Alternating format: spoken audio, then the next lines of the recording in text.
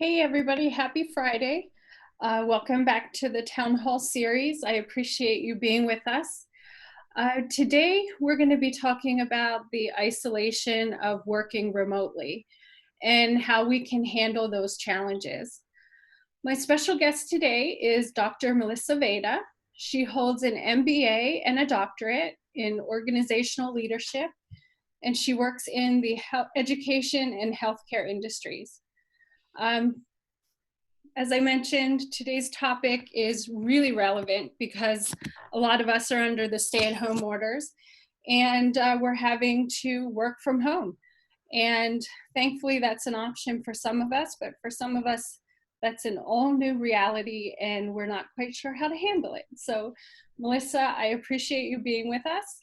And what did you want to share with us on this topic? Hi, Patty. Thanks for having me. Yes, you're absolutely right. During this past week, many people have actually been working from home for the very first time. It might be something they've dreamt about, but they've not ever been able to do it until now. And so now the coronavirus has really put the nation's ability to work virtually to the test. While we might think that working from home sounds ideal, what many people don't realize is that working from home for the first time can bring with it feelings of being unstructured, isolated, lonely, or even having employees question their actual value to their employer. So by nature, it's important to really realize that we're social creatures and that isolation from others can cause feelings of depression and decreased job satisfaction. That is absolutely true, especially like you said, if you're not used to doing it, it's a whole new world. So, Absolutely. what do you suggest we can do to prevent these feelings? Like, what are some important things we could do? Yeah, there are a couple of really very simple things to keep in mind. And one of the first things you can do is establish a routine. And this might sound like common sense because we typically have routines. For most people, morning routines help put them into the work mindset. Your commute, your daily Dunkin' Donuts coffee, that helps you shift gears from home to work. If that morning routine completely disappears, your motivation for work can disappear as well. So it's important to reestablish a routine, create a new one, something to help you mentally transition from home life to work life. Once you create a routine, you can actually go to work.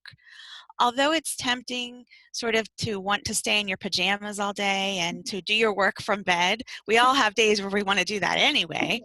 You No, really need to get up and you need to shower, get dressed, put your makeup on, have your coffee, take a quick walk, or whatever it is that works for you. And then you go to your new office, wherever that may be in your home. In addition to having a morning routine, you need to take planned breaks, several breaks throughout the day. Get up and walk around for a few minutes, chat with your coworkers online. Take time to be a little social so you don't feel so isolated. And this is very, very important.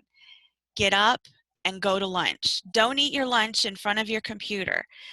Leave the room where you're working in. Eat somewhere else in your house.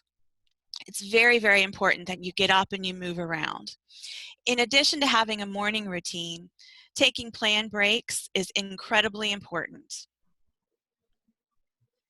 and you were saying touch base with your coworkers. So, like, I'm working from home, and my coworkers are two antsy Weimaraners. So whether I want to take a moment to spend some time with them or not, they are constantly with me, which I mean, to me, that's like a bonus from working Yeah. from home, right? But I know we can't let them distract us. As much as they bring the ball, I have to kind of say, "Oh, I'm working. Give me a minute. I'll be right there." So it Yeah. becomes a little complicated. Um, but what would you recommend if someone doesn't have an office to work from at home? Like if they don't have a specific room in their house, it is the office. Right, yeah. I think one of the things that we always have to recognize is that there will be interruptions to our workday no matter what we do. but we're all in this together. So if we have the dogs at home, if we have kids at home, everybody's going to be all right with that because they're going to have the same problems.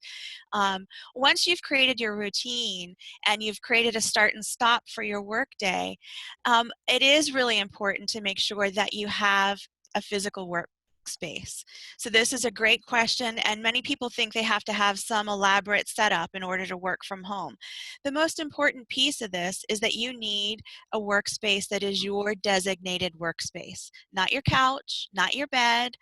I even recommend that it's not your kitchen table if that's at all possible. It should be something that you don't need to use when you're not working. So set up a physical space that you can walk away from and not go back to until your work day starts the next day. And as you said about the distractions, that's another key component about setting up your workspace. Try to minimize those distractions as much as possible. Create boundaries as best as you can.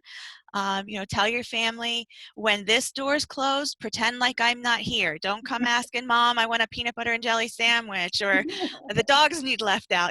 Try to encourage them to recognize when you absolutely can't be disturbed. It's really important to recognize, as you said, that some things are going to happen that wouldn't happen around the office. When working remotely, we may experience all kinds of weird interruptions, an Amazon delivery, the doorbell ringing, all these crazy things that might make our dogs go nuts. Right now, like I said, we are all in the same boat. And etiquette-wise, the best way to handle it is just recognize it, acknowledge it, take a minute, take care of it, and then resume your meeting, move on.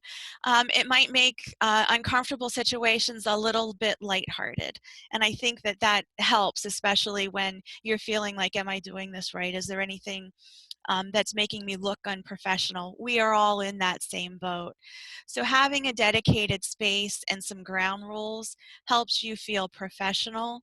And this really leads to some value and self-respect that's key to making sure that you're not depressed or feel isolated at work. So those are some, really good key things that you can do to begin.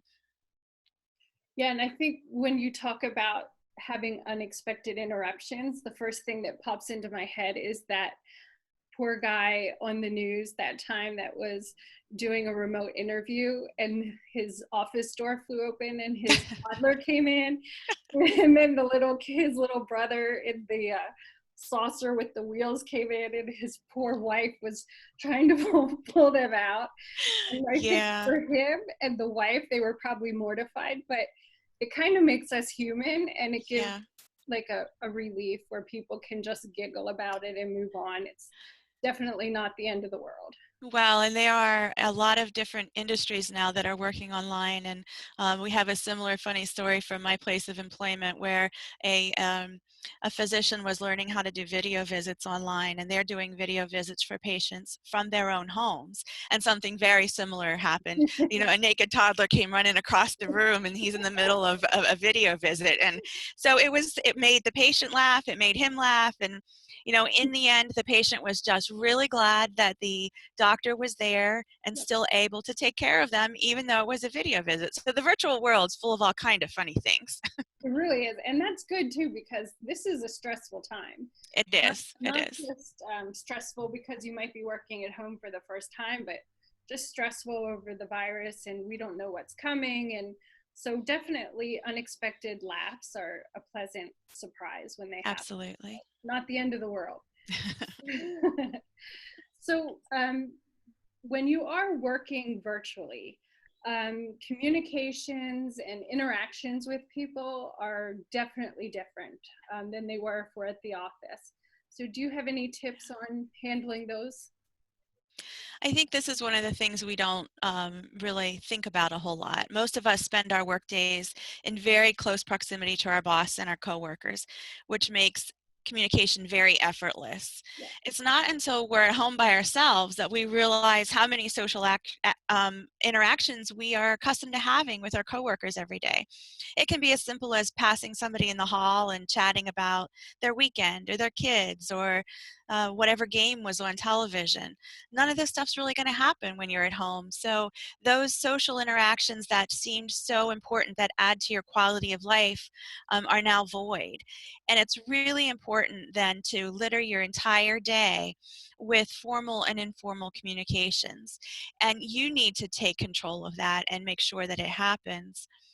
Working at home can have a very profound impact on your morale and your feelings of personal value, because even if we're not seeking it, we do get feelings of value from our peers, from our coworkers, and that happens every day in little bits and pieces when you're passing someone in the hall or sitting in an office. But when you're at home, those are things that you might not actually come upon naturally. So in order to do this, you need to schedule yourself certain meetings and anticipate conversations.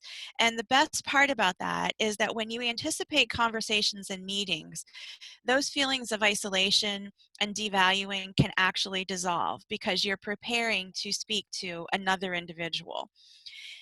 It's also suggested that when you start your day, you actually say good morning to your coworkers, even if that's a cyber hello. It's a signal that you're starting your day. Again, it's that switch that you're helping flip to get your mind set. And it's important to schedule video meetings several times a week with teams and individuals. You don't always have to meet one-on-one. There are a lot of great tools out there. Zoom is one of them, but there are many tools that allow you to do face-to-face meetings with multiple people.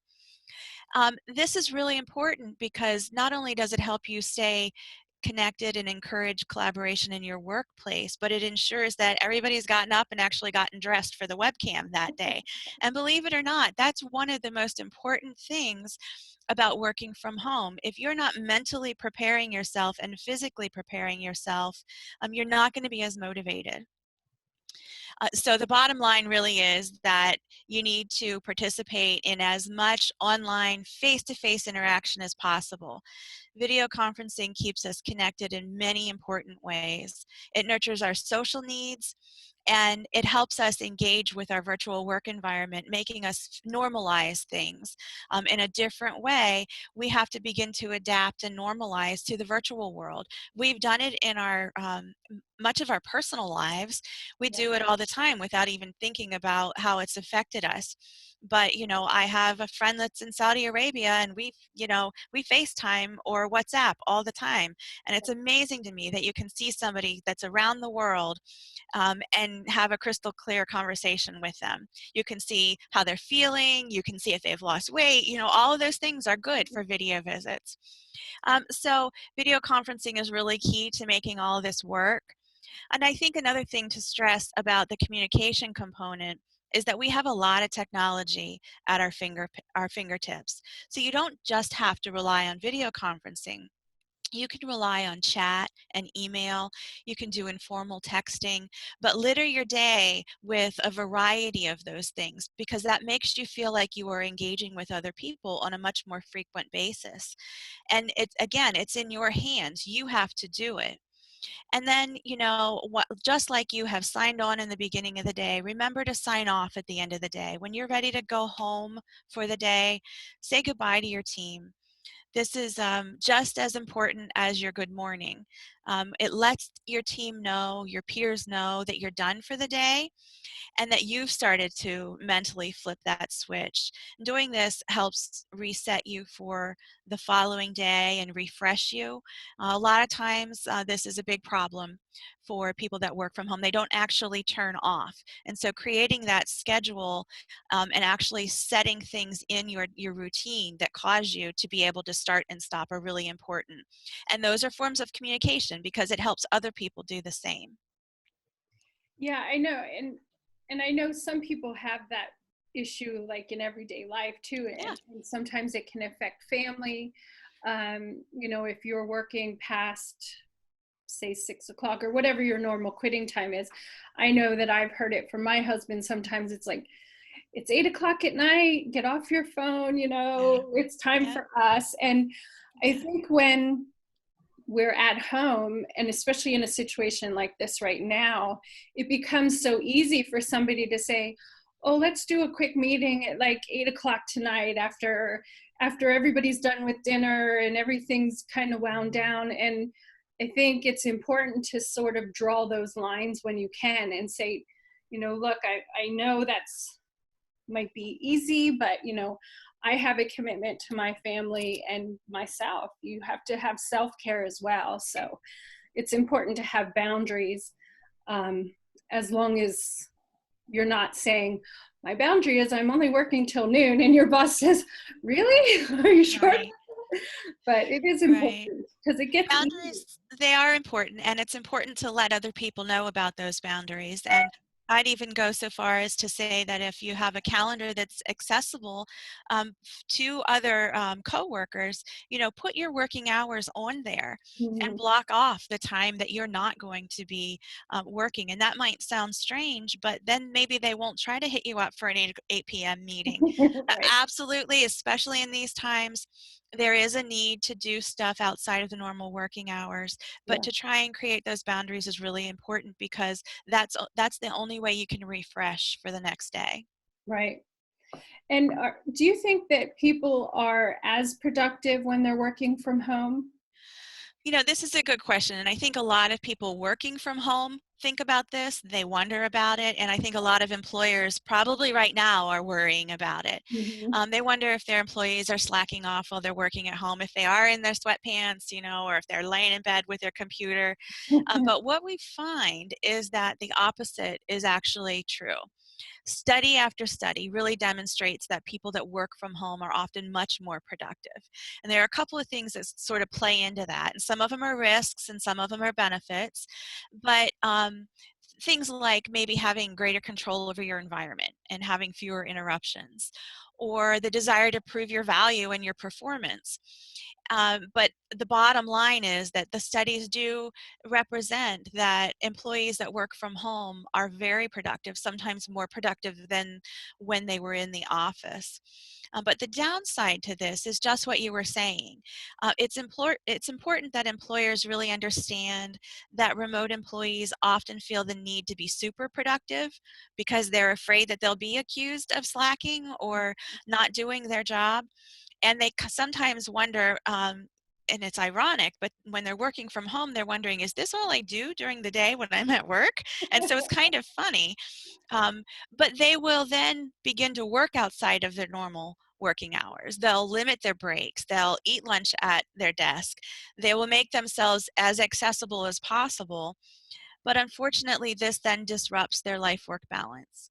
And this has very, very negative effects on employee morale and employee health. And you might be seeing that they seem to be very, very productive, but they're going to disengage and they're going to become a little bit more negative. So leaders really need to encourage their employees to structure their workdays with consistent hours.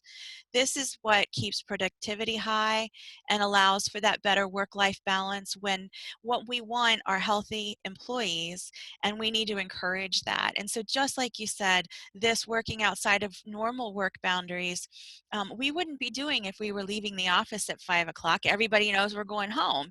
Yeah. But when you're at home, it's very different. And that's why setting aside a physical workspace and creating the daily routine is really key to making sure that you are creating the boundaries you need so you don't feel overwhelmed, so you can feel valued. All of those feelings of isolation, again, are all wrapped up in that ability to create a routine for the day. Those things are vital. When we have those distractions, that's okay. It might interrupt those consistent work hours that we have, but at least we have established a routine and a schedule for our working at home. And I think that's really important. Yeah, and I think for those that are kind of worrying, are they being productive enough? Are they doing what's expected? I would just say make sure you are touching base with your employer and making sure that you know what they expect from you. I mean, the easiest way to make sure you're doing what they expect is to know what they expect. So, do they want you to check in daily? Do they want you to check in weekly? Do they want you to check in via phone or email? Just make sure that you understand kind of the rules of working at home too, so that you don't accidentally run afoul of anything.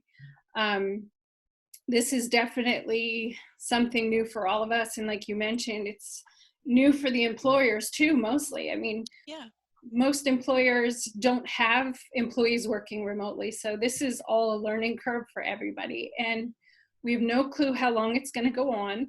right. So it's just kind of a work in progress, I think, for all of us. So, I um, agree.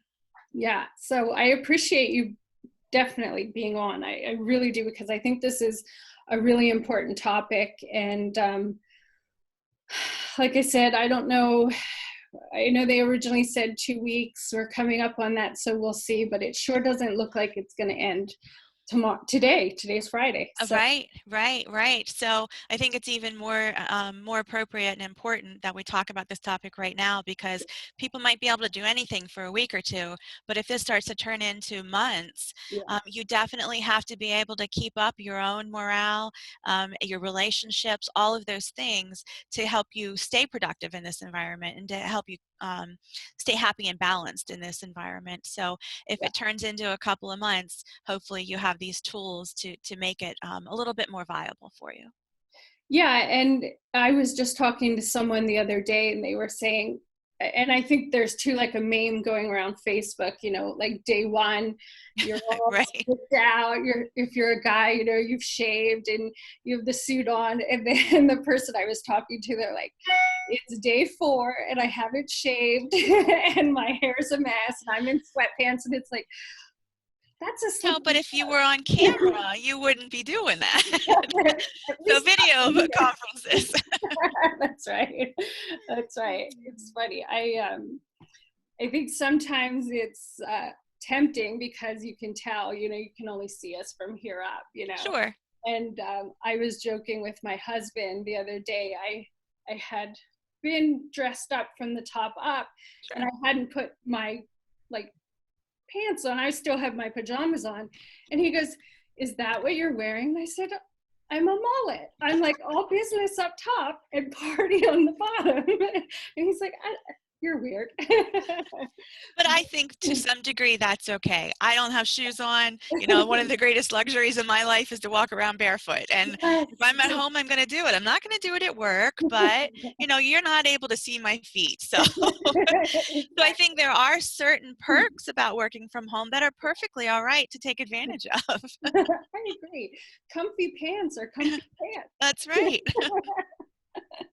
Awesome. Well, thank you very much. And just to recap, your 5 things is establishing a routine, a daily routine, setting up your physical workspace to Right. make sure that you have a place that feels like work, with not a lot of distractions, which is number 3, minimizing your distractions, and establishing communications throughout the day, whether they're formal and informal, just to kind of have that human interaction and not stay so isolated. And then maximizing the options like video conferencing Right. or texting. We really are blessed that we have these options. I mean, I can't even imagine how isolating it would be if we didn't. So it is a blessing, I I agree. guess, that we've come this far. So Yeah. at least we have these options. Thank you, Patty. Good Yeah, luck, everybody. thank you. Thanks, everyone. And if you need resources, I just want to say that on my Facebook page, I have a post linked to the top of my page, and it's just a list of all the resources you may or may not need during this time. And if you need anything or want anything added to it, let me know. I'm happy to do that research for you. So, thanks, everybody. Stay safe and have a great weekend. Thanks, Melissa. Yep. Bye. Bye.